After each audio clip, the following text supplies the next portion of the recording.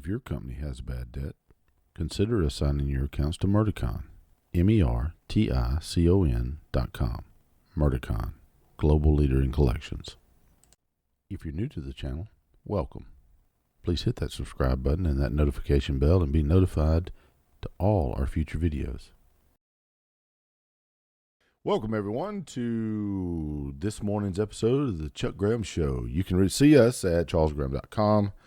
Go to charlesgraham.com and view all our podcasts. We're on Apple, iTunes, Spotify, and a host of other platforms. Whatever your favorite podcast, we're on it. So, without further ado, and to get hey, look at my merch. Well, the Chuck Graham Show. Donut House Coffee. Hey, we're fixing to start talking about police, so I guess that's pretty appropriate. Anyway, I want to touch base on the Derek Chauvin trial and the verdict. You know, I said in the last video that I thought it could go either way. And then I had WTOK television say, well, you know, put out a thing about, what do you think that he should have been convicted of murder and manslaughter? Ouch. And I said no.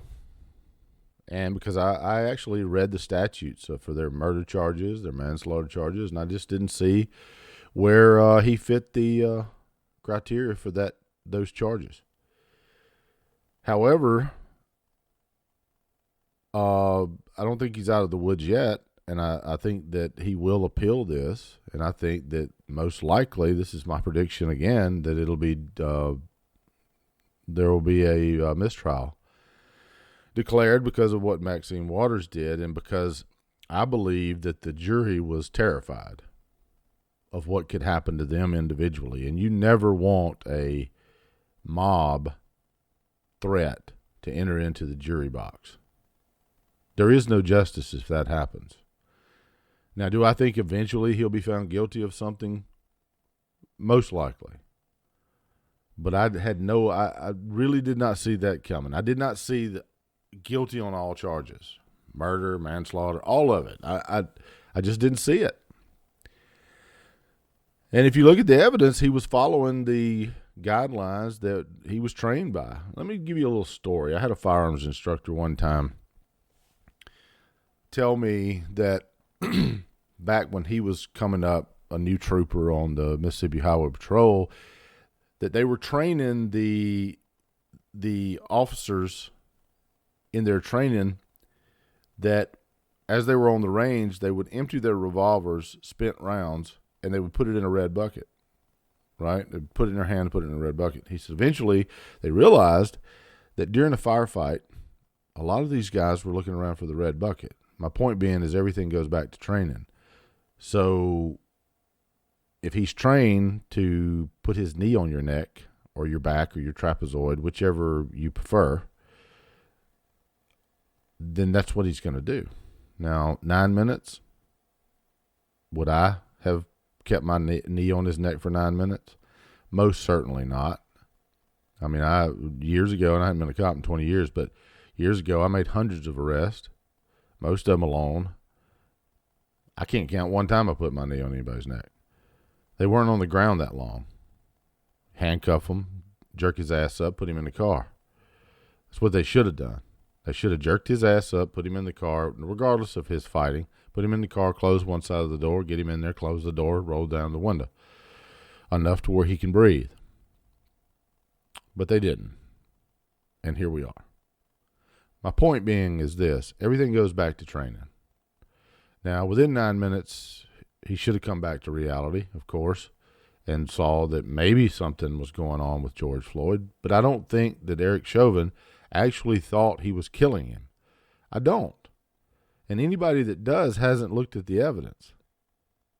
I don't think for 1 second that he thought, I'm going to stick my knee on this guy's neck and kill him. I think that he thought he was doing like George Floyd always does. He was arrested in 2017. He screamed the same thing.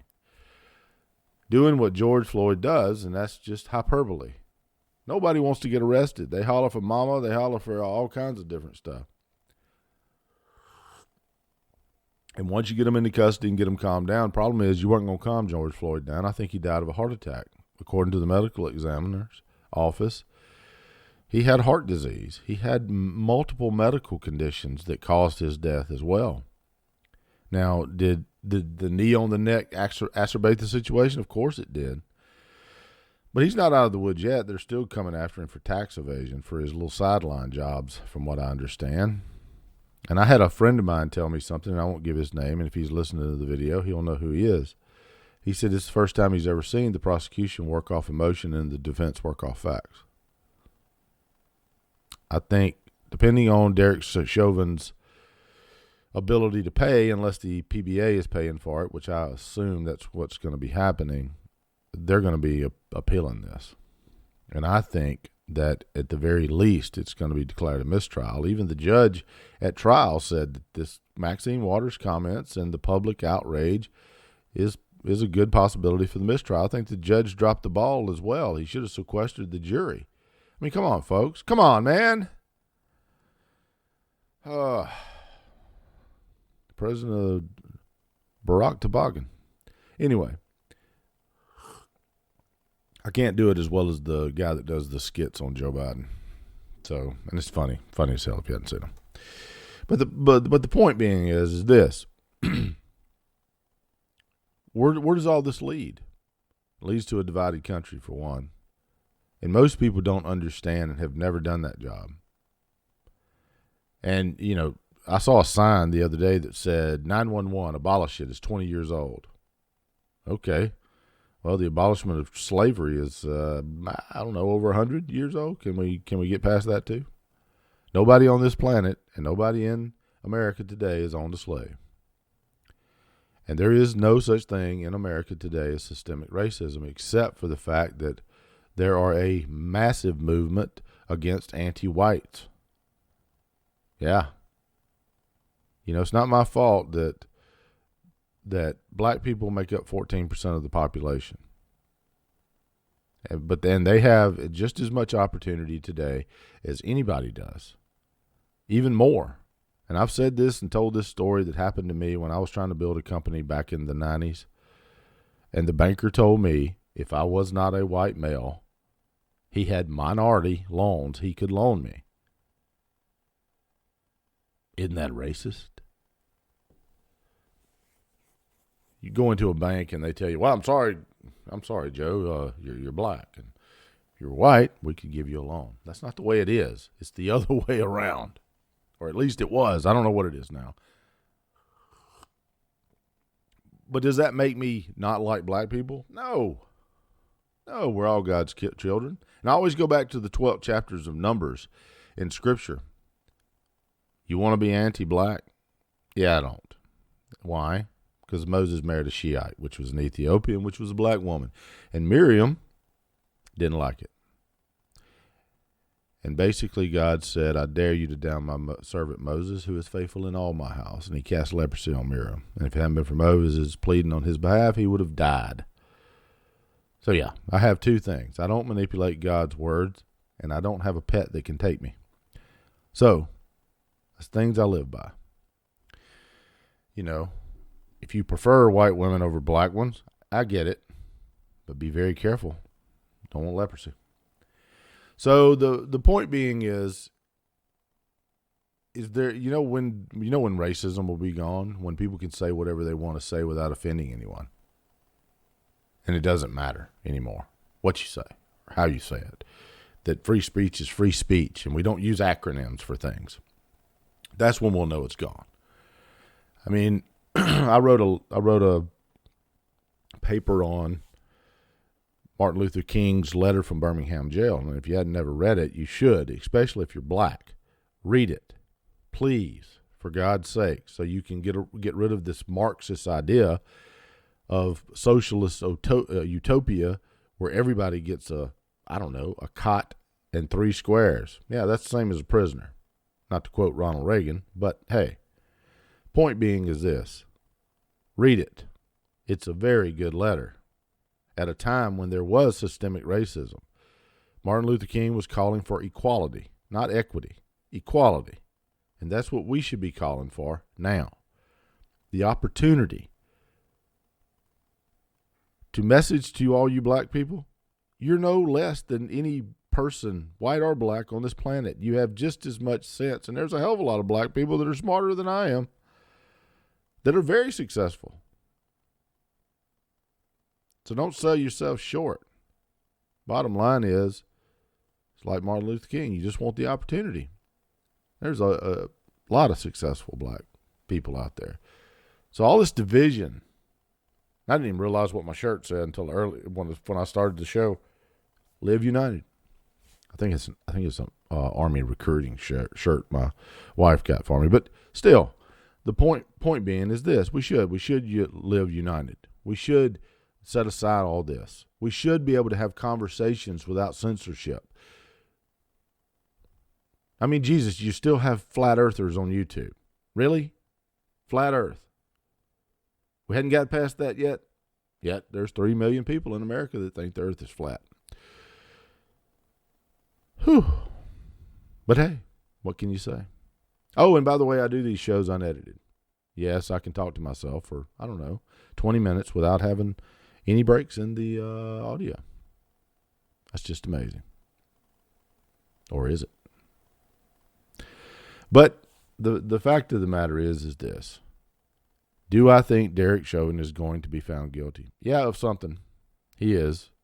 Even if they declare a mistrial, and even if the new judge, does what he should do and sequester the jury, yeah, I think he's going to be found guilty. I think it's almost certain.